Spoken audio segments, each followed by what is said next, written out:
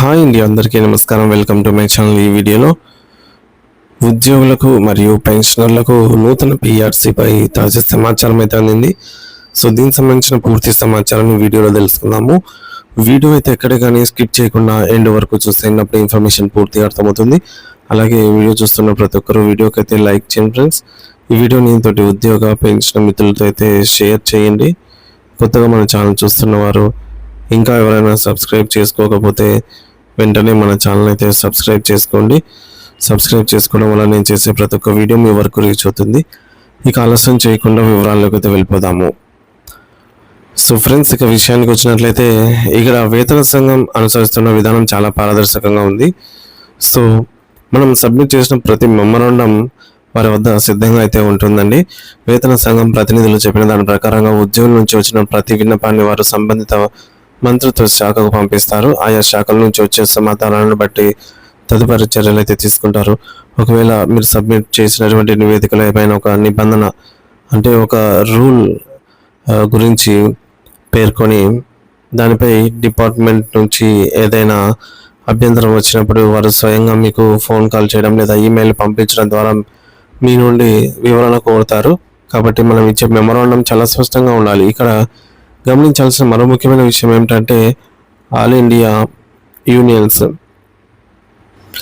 ఢిల్లీ స్థాయిలో కనీసం వేతన ఫిట్మెంట్ ఫార్ములా మరియు పెన్షన్ రివిజన్ వంటి పెద్ద సమస్యల గురించి ఇప్పటికే చర్చలు జరుపుతున్నాయి. చాలామందికి ఉన్న ఒక అనుమానం ఏమిటంటే ఈ వేతన సంఘం నిబంధనల్లో పెన్షన్ రివిజన్ అంశం లేదని బాధపడుతున్నారు. కానీ అటువంటి భయాలు అవసరం లేదు, ఎందుకంటే జాతీయ స్థాయి సంఘాలు వీటిని గట్టిగా చూసుకుంటాయి. అయితే మనలాంటి రాష్ట్రాలు లేదా ప్రాంతీయ స్థాయి సమావేశాలు అంటే హైదరాబాదు, అలాగే విశాఖపట్నము, చెన్నై సమావేశాల్లో మనం పాల్గొన్నప్పుడు జాతీయ సమస్యల కంటే మన వ్యక్తిగత క్యాడర్ సమస్యలను ప్రస్తావించడం చాలా ముఖ్యము. సో జాతీయ స్థాయిలో సమర్పించే నివేదికలో కేవలం 10,000 అక్షరాల పరిమితి ఉండటం వల్ల అన్ని చిన్న చిన్న సమస్యలను వారు వివరించలేకపోతున్నారు.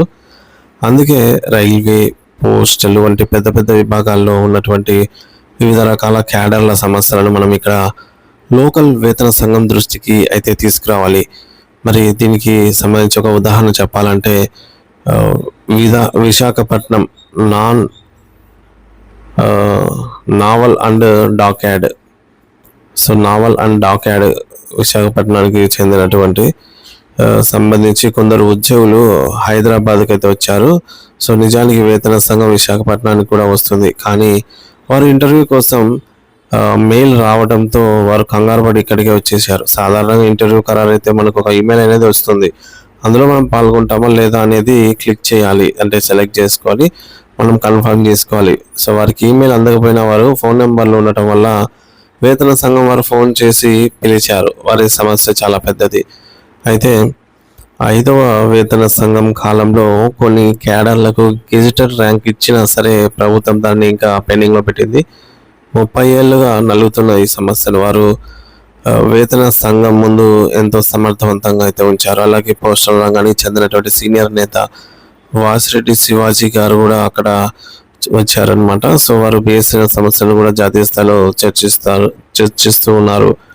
సో ఈ మేరకు ఎటువంటి సులభంగా అర్థమవుతుందని సలహా అయితే ఇవ్వడం జరిగింది. సో వారు కూడా అలాగే పవర్ పాయింట్ ద్వారా తమ క్యాడర్ సమస్యలను వివరించి వేతన సంఘాన్ని మెప్పించారు. సో మీరు ఒక యూనియన్ ద్వారా కూడా కాకుండా వ్యక్తిగత కెపాసిటీలో కూడా మీరు అభిప్రాయాలను చెప్పవచ్చని, కానీ దానికి ముందు మీరు ఖచ్చితంగా ఆన్లైన్లో మెమరాండాన్ని అయితే సమర్పించి ఉండాలి. సో మీ అభిప్రాయాలను మే 31వ తేదీ ఈ నెల ఆఖరు లోపల చివరి తేదీ అనమాట 8వ వేతన సంఘం వెబ్సైట్ అనేది 8thcpc.gov.in అయితే సమర్పించవచ్చు. వెబ్సైట్లో వెళ్ళగానే మీకు ఒక మొబైల్ నెంబర్ అడుగుతుంది, దానికి ఒక ఓటీపీ వస్తుంది, అది ఎంటర్ చేస్తారు, లాగిన్ అవుతారు. అక్కడ మీకు మెమరాండం ఒక 10,000 అక్షరాల లోపు టైప్ చేసి మీరు దాన్ని సంబంధించిన ప్రభుత్వ ఉత్తర్వుల కాపీలను ఆర్డర్స్ ఆర్ ఎన్క్లోజర్స్ అప్లోడ్ చేయాలి. ఒకవేళ ఫైల్ సైజ్ ఎక్కువగా ఉన్నట్లయితే దాన్ని కంప్రెస్ చేసి తగ్గించి అప్లోడ్ అయితే చేయండి. సో మరి సబ్మిట్ చేసిన తర్వాత కూడా మీకు ఒక మెమో ఐడి అనేది వస్తుందన్నమాట, దానిని జాగ్రత్తగా భద్రపరచుకోవాలి. సో ఈ ఐడి కంటే మీకు భవిష్యత్తులో ఇంటర్వ్యూ అడిగే హక్కు అయితే మీకు ఉంటుందన్నమాట. మరి ఇంటర్వ్యూలో లోపల వాతావరణం చాలా ప్రొఫెషనల్గా ఉంటుంది. అక్కడ మెంబర్ ఫైనాన్స్ అలాగే మెంబర్ సెక్రటరీ వంటి ఉన్నత అధికారులు ఉంటారు. కొన్నిసార్లు చైర్మన్ గారు కూడా వీడియో కాన్ఫరెన్స్ ద్వారా కూడా పాల్గొంటారు. ముఖ్యంగా గమనించవలసింది ఏమిటంటే వారు ఎటువంటి ఫిజికల్ హార్డ్ కాపీలను తీసుకోరు. మీరు ఇచ్చిన కాపీలను చూసి వారు లెటర్ నెంబర్ నోట్ చేసుకొని తిరిగి ఇచ్చేస్తారనమాట. సో లోపల మీరు అడిగే ప్రతి మాటను కూడా వీడియో రికార్డింగ్ అయితే చేస్తారండి.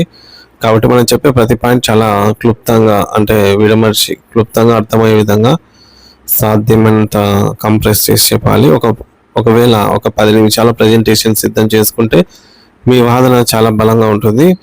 ఒకవేళ మీరు గుర్తింపు లేని సంఘం, అన్రికగ్నైజేషన్ అసోసియేషన్ తరపున వెళ్ళాలనుకుంటే రిజిస్ట్రేషన్ నెంబర్ కూడా అడుగుతారు.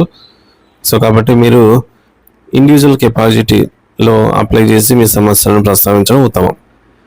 8వ వేతన సంఘానికి మెమరాండం సమర్పించడానికి ఆఖరు తేదీ మే 31. జాతీయ స్థాయి సమస్యలను ఆల్ ఇండియా యూనియన్లకు వదిలేసి ప్రాంతీయ సమావేశాల్లో క్యాడర్ సమస్యలపై అయితే దృష్టి పెట్టండి. ప్రతిపాదనలను సమర్పించేటప్పుడు PowerPoint presentation PPO PowerPoint presentation వాడటం వల్ల సమయం అనేది ఆదా అవుతుంది మరియు స్పష్టత వస్తుంది. మెమోరాండం సమర్పించిన తర్వాత వచ్చే మెమో ID అనేది ఉంటేనే ఇంటర్వ్యూ పొందే అవకాశం ఉంటుంది. వేతన సంఘం ఎటువంటి కాగితాలను భౌతికంగా తీసుకోదు, అంతా ఆన్లైన్లోనే అప్లోడ్ చేయాలి. ఇంటర్వ్యూ సమయంలో ఖచ్చితంగా వీడియో రికార్డింగ్ అనేది ఉంటుంది కాబట్టి పక్కా ఆధారాలతో సహా మనం మాట్లాడాల్సి ఉంటుంది. సో వ్యక్తిగత కెపాసిటీలో కూడా వేతన సంఘాన్ని కలిసి మీ సమస్యలను మీరైతే వివరించవచ్చు.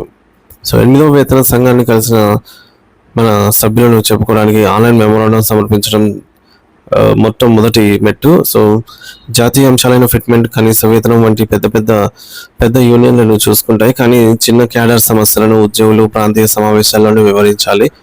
మే 31 వెబ్సైట్లో రిజిస్టర్ చేసుకొని మెమో ID సంపాదించడం ద్వారా ఇంటర్వ్యూకు అవకాశం దక్కుతుంది. సో అంతా డిజిటల్ రూపంలోనే జరుగుతుంది కాబట్టి పవర్ పాయింట్ ప్రజెంటేషన్ మరియు ఆన్లైన్ డాక్యుమెంట్లు సిద్ధం చేసుకోవడం అనేది చాలా అవసరం friends. So thank you for watching this video.